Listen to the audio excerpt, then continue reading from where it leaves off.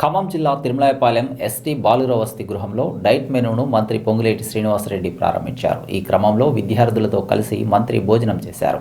అంతకుముందు జరిగిన సభలో పొంగులేటి మాట్లాడారు. రాష్ట్ర ఆర్థిక పరిస్థితి ఎలా ఉన్నా విద్యార్థులకు నాణ్యమైన విద్య, భోజనాన్ని అందిస్తున్నామన్నారు. డైట్ ఛార్జీలకు 40%, కాస్మెటిక్ ఛార్జీలు భారీగా పెంచినట్లు చెప్పారు. తల్లిదండ్రులకు ఆర్థిక భారం పడకుండా పేద విద్యార్థులకు ప్రభుత్వం అండగా ఉంటుందని పేర్కొన్నారు. గత ప్రభుత్వం సంక్షేమ హాస్టల్స్ వసతులను ఏమాత్రం పట్టించుకోలేదని, దీంతో విద్యార్థులకు అనేక ఇబ్బందులు పడ్డట్లు పేర్కొన్నారు. ప్రతి నియోజకవర్గంలో ఇంటిగ్రేటెడ్ ఇంటర్నేషనల్ స్కూల్స్ను ఏర్పాటు చేస్తున్నామని, ఇందులోనే అనేక వసతులు విద్యార్థులకు కల్పిస్తున్నామన్నారు. ఆర్థిక వనరులు లేకపోవడం, కొన్ని హామీలు నెరవేర్చలేకపోతున్నామని, గత ప్రభుత్వం చేసిన ఆర్థిక లోటు వల్ల ఈ పరిస్థితి వచ్చిందన్నారు. ఎన్నికల్లో ఇచ్చిన హామీలే అమలు కాకుండా ఇవ్వని వాటిని కూడా అమలు చేస్తున్నామని, ప్రధానంగా విద్య, వైద్య సేవలే లక్ష్యంగా ప్రభుత్వం దృష్టి పెట్టిందని, పేదలకు ఈ రెండు అందిస్తే అన్ని రకాలుగా వారి అభివృద్ధి ఉంటుందని పొంగులేటి పేర్కొన్నారు. విద్యార్థులను సొంత పిల్లల్లాగా ఉపాధ్యాయులు చూసుకోవాలని, లేదంటే చర్యలు ఉంటాయని వారిని మంత్రి హెచ్చరించారు. పెద్ద పెద్దోళ్ళు ధనికులు పిల్లలు చదువుకునే స్కూల్స్ కి ధీటుగా 150 కోట్లు ఖర్చు పెట్టి అన్ని కులాలకు సంబంధించిన పిల్లల్ని ఒక్క దగ్గరే ఏర్పాటు చేసి అన్ని వసతులు, అది హాస్టల్ కావచ్చు, నైట్ స్టే చేయడానికి, వాళ్ళు పడుకోవటానికి రూములు కావచ్చు, ఆడుకోవటానికి గ్రౌండ్, కోర్టులు కావచ్చు, ల్యాబులు కావచ్చు, క్లాస్ రూములు కావచ్చు, ఎక్కడ ఇంటర్నేషనల్ స్టాండర్డ్స్ లో తగ్గకుండా ఉండే విధంగా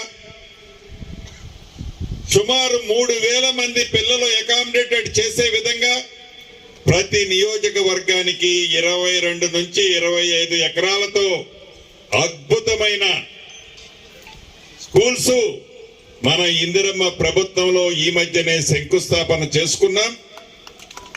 ఈ బడ్జెట్ లోపే 5,000 రూపాయలు ఖర్చు పెట్టి మొదటి విడతగా సుమారు 52 నుంచి 54 స్కూల్స్ కట్టే కార్యక్రమాన్ని శ్రీకారం చుట్టి రాబోయే కొద్ది రోజుల్లోనే టెండర్ కూడా పిలుచుకోబోతున్నాం. అంటే ఈ ప్రభుత్వం యొక్క చిత్తశుద్ధి, ఈ ప్రభుత్వం యొక్క దూరదృష్టి, ఈ ప్రభుత్వం యొక్క పేదోడి మీద ఉన్న ప్రేమ, అనురాగాలు ఎటువంటి అన్నది మీకు స్పష్టంగా కనిపిస్తుంది. ప్రధానంగా అనేక వేదికల మీద చెప్పుకుంటూ వచ్చాం. ఎన్నికల ముందు మేము హామీలు ఇచ్చిన మాట నిజం, కొన్ని చేసిన మాట నిజం, కొన్ని చెయ్యని మాట కూడా నిజం. ఆర్థిక వనరులు సహకరించిన కారణంగా ఆనాటి ప్రభుత్వం ఆర్థికంగా ఈ రాష్ట్రాన్ని కొల్లగొట్టిన కారణంగా ఆనాటి ప్రభుత్వము అప్పులతో పాటు మిత్తిలు తీర్చుతున్న కారణంగా చెప్పిన అన్ని మాటలు పూర్తి చేయలేని మాట నిజం. తప్పకుండా ఆర్థిక వనరుల్ని సరిచేసుకొని దొంగదారిలో ఆర్థికంగా సరైన గాడిలో లేని ఈ రాష్ట్ర ప్రభుత్వాన్ని, ఆనాటి చేసిన అరాచకాలను సరిచేస్తూ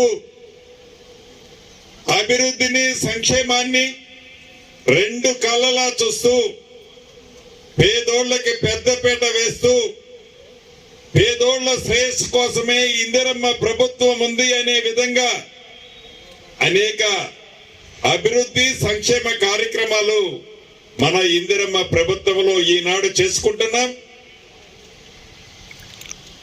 ప్రధాన ప్రతిపక్షం అని చెప్పుకుంటున్న నాయకులు అంటుంటారు మీరు హామీలు తీర్చలేదు అని.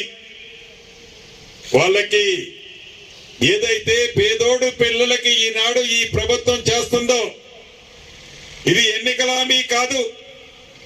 ఈ ఎన్నికల హామీ కాకపోయినా ఇది మాకు బరువని మేము భావించటంలా, ఇది మా బాధ్యత అని భావిస్తున్నాం. ఇటువంటి అనేక కార్యక్రమాలని ఎన్నికల హామీ కాకపోయినా వేటికి ప్రధానమైన ప్రాధాన్యత ఇవ్వాలనో వాటికి మొదట ప్రాధాన్యత ఇస్తూ ఆ కార్యక్రమాలన్నీ సక్రమార్గంలో పెడుతూ ఇందిరమ్మ రాజ్యంలో ఈనాటి అనేక కార్యక్రమాలను ఈ ప్రభుత్వం చేపడుతుంది. ఒకటైతే నిజం, ఇందిరమ్మ రాజ్యంలో విద్యకి వైద్యానికి పెద్దపీట వేశాం. పేదోడికి జబ్బు చేస్తే మంచి వైద్యం కార్పొరేట్ హాస్పిటల్కి ధీటుగా, ప్రైవేట్ హాస్పిటల్కి ధీటుగా గవర్నమెంట్ హాస్పిటల్లో ఈనాడు వైద్యం ఈ ప్రభుత్వం ఇస్తుంది. పేదోడికి జబ్బు చేస్తే ఆరోగ్యశ్రీ, రాజీవ్ ఆరోగ్యశ్రీ కార్యక్రమం ద్వారా 10 లక్షల రూపాయలు ఉచితంగా పేదోడు వైద్యం కోసం ఈ ప్రభుత్వం ఇస్తుంది. ప్రతి మండలంలో, ప్రతి నియోజకవర్గంలో, జిల్లా హెడ్ క్వార్టర్లో, రాష్ట్ర రాజధానిలో కూడా అద్భుతమైన హాస్పిటల్స్ ని గతంలో సగం కట్టి మొండిగోడలు వదిలేసి పోతే ఆర్థికంగా ఇబ్బందులు ఉన్నా ఆ ప్రాజెక్టులన్నింటినీ యుద్ధ ప్రాతిపదిక మీద మన ఇందిరమ్మ ప్రభుత్వంలో పూర్తి చేసుకుంటున్నాం. అదే రకంగా స్కూల్స్ ని కూడా, విద్య పట్ల కూడా ఈ ప్రభుత్వం యొక్క చిత్తశుద్ధి, నిజాయితీ ఏంటో నిదర్శనమే ఈ డైట్ ఛార్జీలు పెంచడం కానీ, కాస్మెటిక్ ఛార్జీలు పెంచడం కానీ. ఉద్యోగస్తుల్ని ఒకటే కోరుతున్నాను, ప్రభుత్వ పక్షాన పేదవాళ్లకి ఎంత ఖర్చు పెట్టడానికైనా ఈ ప్రభుత్వం వెనకడుగేసే ప్రసక్తే లేదు. ఖర్చు పెట్టే ప్రతి రూపాయి అది సద్వినియోగం అయ్యే విధంగా, పేదోడికి చెందే విధంగా, పేదోడు బతుకులు బాగుపడే విధంగా మీరందరూ సహకరించి, ఏ మంచి ఉద్దేశంతో, ఏ పేదోడు పిల్లలు మంచి చదువులు చదువుకోవటం కోసం ఈ ప్రభుత్వం ఈనాడు ఈ డైట్ ఛార్జీలు, ఈ కాస్మెటిక్ ఛార్జీలు పెంచిందో వాటిని సద్వినియోగం అయ్యే విధంగా అధికారులంతా ఆ దిశగా పయనించాలని మనస్ఫూర్తిగా కోరుకుంటూ, చివరగా ఫ్రీక్వెంట్ గా వస్తుంటాను, వస్తా పోతా చెప్పకుండా ఆగుతాను.